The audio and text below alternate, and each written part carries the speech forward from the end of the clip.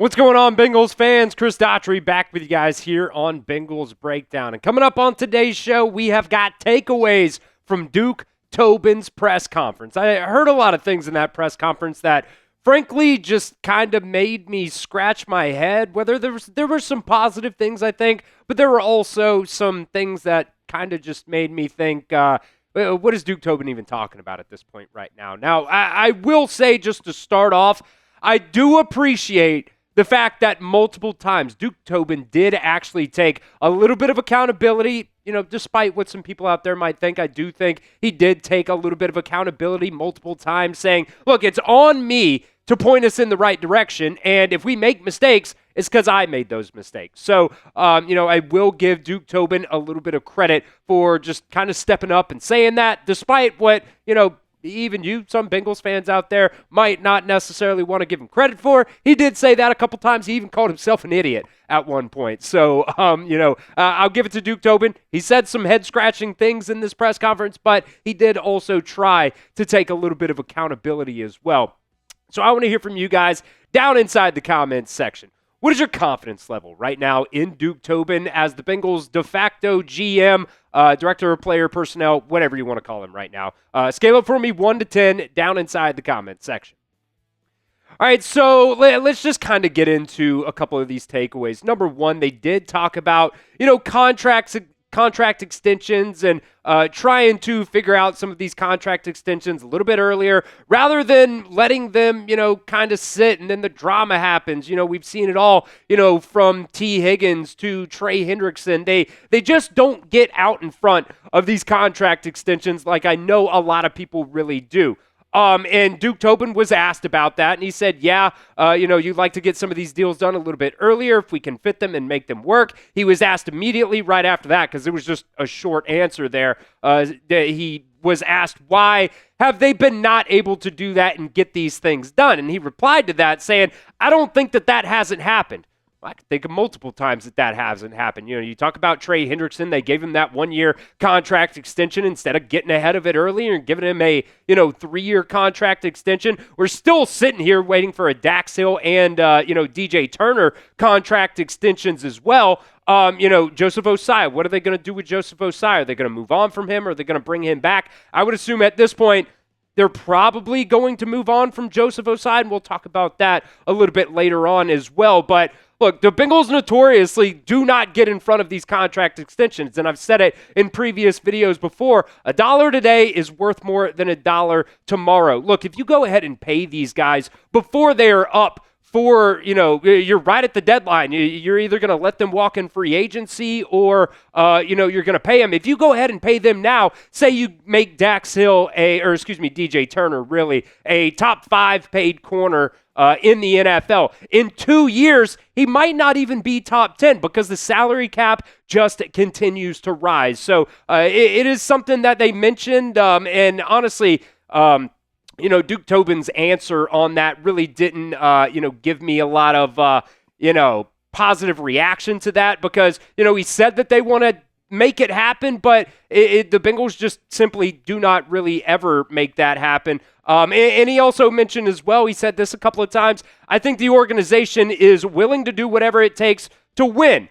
And when talking specifically about giving these contracts to guys on the defensive side of the ball, because we know the offensive side of the ball is so top heavy in terms of these, contracts and the money that they've been willing to spend on those guys. In my opinion, look, if the organization was willing to do whatever it takes to win, you would have made some trades during the season. You would have went out and, tried to do something last offseason to fix this defense. Instead, you just decided to run it back with pretty much the same exact guys that, you had going into the season as well. And by the way, if the organization was willing to do everything that it takes to win, your ass would be out of a job, and so would Zach Taylor. So I don't really buy that the organization would do whatever it is to take to win. And I also don't really buy that, they want to get out in front of these contract extensions. It's just doesn't, you can say all you want, you can talk all you want, but you actually got to put those words into actions, and that's simply something that the Bengals have not done. So let me know what you guys think down inside the comments section. We'll make this the pinned comment of today's show. Will Dax Hill and or DJ Turner get a contract extension this offseason? Let me know what you guys think. Type Y for yes or N for no down inside the comment section at the pinned comment of today's video. Now, he was also asked about the defense and what they could, specifically do here in the offseason to end up fixing this defense. What are some of the traits that you want to see the defense improve on? He said, we need pass rush. Just hearing him say that multiple times really does make me think there's probably no world where they end up drafting Caleb Downs. Maybe I'm just reading into that a little bit too much there, but I think they're going to go defensive line. I think they're going to go pass rusher in this year's NFL draft, and I would not be surprised if they also went out and tried to sign, a guy or two that can try to make an impact along that defensive line, and specifically in the pass rush there. Struggled to stop the run earlier in the season. Now, he did continue to say over and over again that, maybe they would have done some more things during the season if the defense didn't improve, but defense didn't really start improving until it was too little too late at that point. He also said we need more leadership on the defense, whether that's DJ Turner, whether that is a guy like Jordan Battle as well, because, executing in critical moments was a thing that this Bengals, specifically the defense, really struggled with this year. How many times did, we have games where, the Bengals were up. The Bengals were in a situation where they could win the game, and then it all just kind of collapsed down towards the end there. Whether it was on the defense or on the offense, you think back to that Bills game, the defense was actually playing relatively well for like the first 3 quarters or so, and then it all kind of hit the fan when Joe Burrow ended up throwing those 2 interceptions. One went back for 6, and set the other one set the Bills up for another scoring drive as well. You think about the Jets game. You think about the Bears game. You think about the last game of the season against the Browns. It just crumbled too many times. I do agree that executing in critical moments was a big key factor in why this Bengals season went the way it did. And whether that's guys stepping up or whether that's just simply going out and, signing some veteran guys to help this team, some leaders to help this team, they've got to get that fixed because the Bengals did have a chance to win a lot of those games this season, and executing in critical moments was a big factor why they didn't. All right, we'll come back here in just a second, but first we want to give a shout out to the sponsor of today's show. That's PrizePicks. Whether you're starting a new routine or making player picks for the first time, trying something new can be hard, but in life and on PrizePicks, it always feels good to be right. With high-pressure playoff matchups every single weekend and elite hoops action almost every single night, the action never stops, and PrizePicks lets you take control. If you're running some PrizePicks lineups this weekend, make sure you add the Caleb Williams max discount into those. 99% off right now on his passing yards. Only needs a half passing yard. We showed you guys the original line or stat projection there for Caleb Williams. It was like 208.5 passing yards. 99% off right now. Only needs a half passing yard. That one is going to hit in this game this weekend. So make sure you add that into your PrizePicks lineup. You can find your community on PrizePicks with a new social feeds feature. You can share PrizePicks with your friends and copy lineups from winners with just a single click. You can copy lineups you like or use them as inspiration for your very own picks. You can even follow PrizePicks partners like us and tailor-fade your picks with just one click. So download the PrizePicks app today and use promo code CLNS to get $50 in lineups after you play your first $5 lineup. That's promo code CLNS to get $50 in lineups after you play your first $5 lineup. That link is down in the comment section and the description of today's show. PrizePicks, it's good to be right. Now, Duke Tobin was also asked about the scouting department. That was something that we have brought up, and I know a lot of you guys have brought up as well, whether that's in the comment section on our videos or in social media. He was basically asked if the small size of the scouting department is a detriment to the success of this Bengals team, and this is what Duke Tobin had to say about it. Whether you agree or disagree, this is what he said. He said, it is the size that it is because if you think about the collaboration, it's better at that size. He talked about collaboration a lot in this press conference today. Said we have, never lacked of information on a player. There has never been a player selected that we didn't know anything about. There has never been a player selected that we didn't have multiple reports and large backgrounds on. It's not about the volume of the information that we have. If we make a mistake, it's because at the decision point, we made the wrong decision, and that's a big key thing as well. It all comes back to bad decision making when it comes to Zach Taylor, when it comes to Duke Tobin. Making picks in the NFL draft has simply not necessarily been their strong suit. And Duke Tobin even, tried to say that, look, we have made good picks in the NFL draft.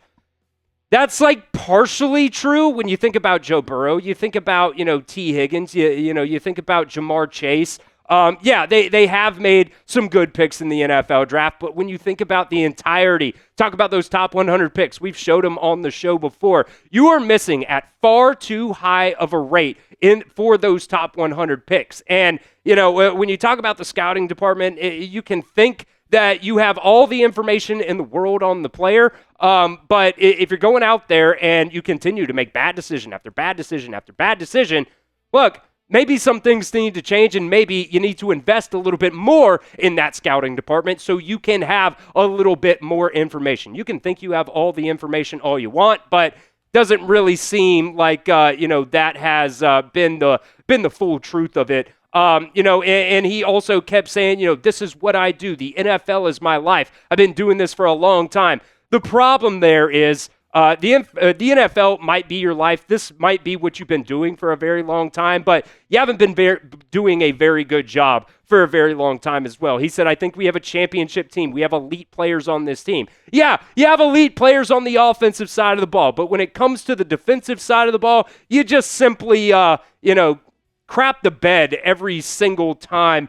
There's big decisions to be made on the defensive side of the ball there. He was also asked, why didn't you trade for a defensive piece during the season? He said there just wasn't really a lot of options during the season on the defensive side of the ball that we felt could help us in any way that was meaningful. And that just makes me cringe a little bit because Minkah Fitzpatrick, one of the top safeties in the NFL, he was, being dealt at the trade deadline. Did you even make a call? I can't imagine the Bengals even made a call there. The Bengals got him back from the Steelers. They traded Jalen Ramsey, Jonnu Smith, and a 2027 7th-round pick. Now, I get it. You may not necessarily have a corner that the Steelers would have wanted to trade there, and the Steelers might not have even been willing to play ball with you there with that in-division rivalry there, but still, look, I'm willing to bet they didn't even pick up their phone and try to make a deal there.